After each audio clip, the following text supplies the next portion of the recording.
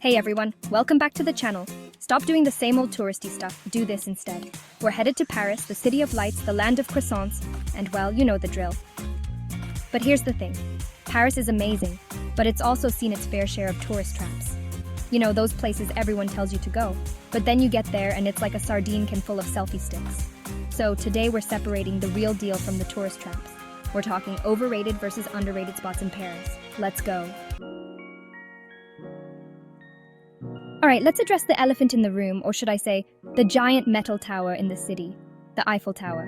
Yeah, it's iconic, it's in every movie, every postcard. Your grandma probably has a snow globe of it. But here's the thing, it's also crowded. Like, really crowded. Imagine this. You're standing in line for hours, sweating through your shirt, just to get to the top and realize you can't even get a decent photo because there are so many people. Not exactly the romantic Parisian dream, right? Now don't get me wrong, the Eiffel Tower is impressive from afar. Seeing it light up at night, that's pretty magical. But honestly, you're gonna get a better view, and a better experience, finding a rooftop bar with a view of the tower. Trust me on this one. Think about it this way. You can sip wine, enjoy the Parisian skyline, and actually hear yourself think. So yeah, the Eiffel Tower overrated. Just don't say I didn't warn you about the crowds. Next up, we're tackling the Louvre. Now, I'm not gonna lie, this place is packed with some of the most famous art in the world. The Mona Lisa, Venus de Milo, the list goes on. It's a history buff's dream, an art lover's paradise. But, and this is a big but, it's also massive. Like, you could spend a week in there and still not see everything. So unless you've got unlimited time and a deep passion for Renaissance art, the Louvre might be a bit overwhelming. Instead, why not check out some of Paris's smaller, lesser-known museums? You'll find hidden gems, shorter lines, and you might actually get to appreciate the art without getting elbowed in the ribs. Alright, let's switch gears and talk about a place that deserves all the love: Montmartre. This charming neighborhood is like stepping into a Parisian postcard. Cobblestone streets, quaint cafes, artists selling their work in the square. It's the Paris you see in the movies. And the best part? It's not overrun with tourists. You can actually walk around, soak in the atmosphere, and maybe even find a hidden gem or two. Plus, Montmartre sits on a hill, which means stunning views of the city. Seriously, head up to the Sacré-Cœur Basilica and prepare to be amazed. You can see the Eiffel Tower, the whole Parisian skyline. It's breathtaking. Trust me, this is one place you won't regret visiting. Chapter 4, Champs-Élysées, shop around literally. Now, the Champs-Élysées, it's the Champs-Élysées. The name alone screams luxury, fashion, and well, a whole lot of money. But here's the thing, it's also crowded, expensive, and honestly a bit overrated. Look, I get it. You want to stroll down the famous avenue, window shop at designer stores, maybe grab a coffee at a fancy cafe. But you're gonna pay a premium for that experience, and you're gonna be surrounded by a sea of people. If you're looking for a more authentic, less chaotic shopping experience, Paris has so much more to offer. Check out Le Marais, with its trendy boutiques and vintage finds. Trust me, you'll find better deals, more unique items, and you won't have to fight your way through crowds. Chapter 5, Notre-Dame Cathedral, beauty behind barricades. Notre-Dame Cathedral, a masterpiece of Gothic architecture, a symbol of Paris. It's a place of history, beauty, and unfortunately, since the fire, a whole lot of scaffolding. Now, I'm not saying don't visit. If you're passionate about architecture or history, it's still worth seeing from the outside. But be prepared for crowds, long lines, and limited access.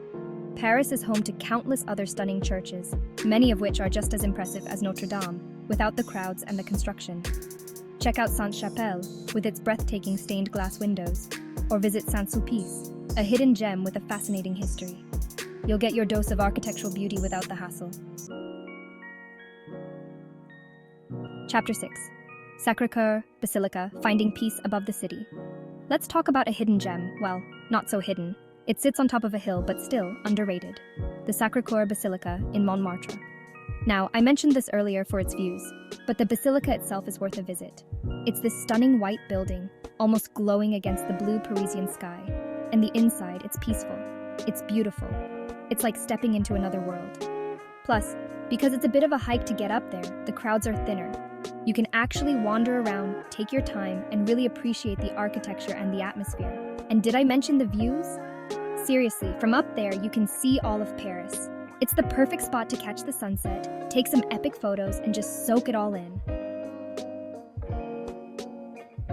Alright, remember how I said Paris is full of stunning churches? Well, Sainte-Chapelle is a prime example. This hidden gem is tucked away on the Ile de la Cité, and it's easy to miss, but trust me, you don't want to. This place is famous for its stained glass windows, and I'm not talking about your average stained glass. We're talking floor-to-ceiling, vibrant, intricate masterpieces that will blow your mind. Seriously, the way the light filters through the glass, casting colorful patterns on the floor, it's like stepping into a kaleidoscope. And the best part? Because it's not as well known as Notre-Dame, the crowds are way more manageable. You can actually take your time, admire the details, and get some amazing photos without a million selfie sticks in the way. So, if you're an art lover, a history buff, or just appreciate a good stained glass window, put Sainte-Chapelle on your list.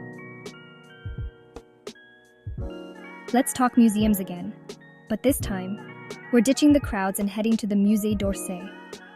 Now, this place is housed in a former train station, which is pretty cool in itself. But the real draw here is the art.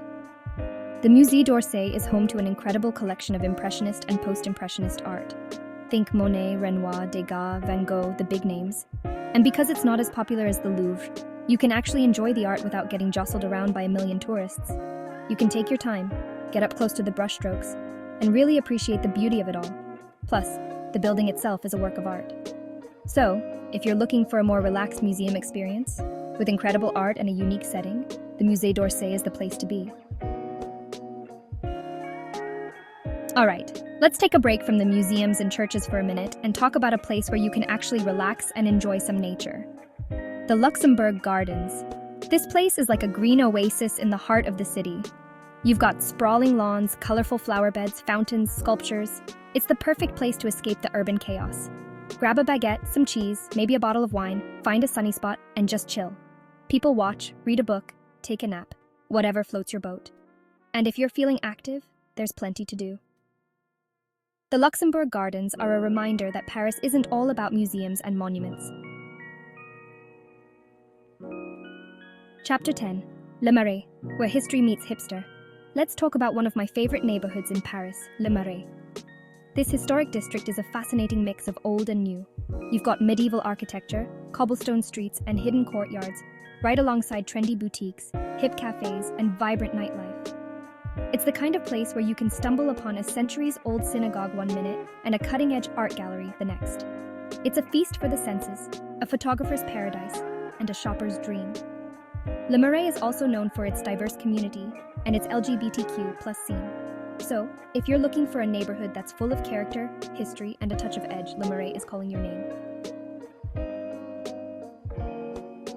Chapter 11. Canal Saint-Martin, Paris's coolest waterway.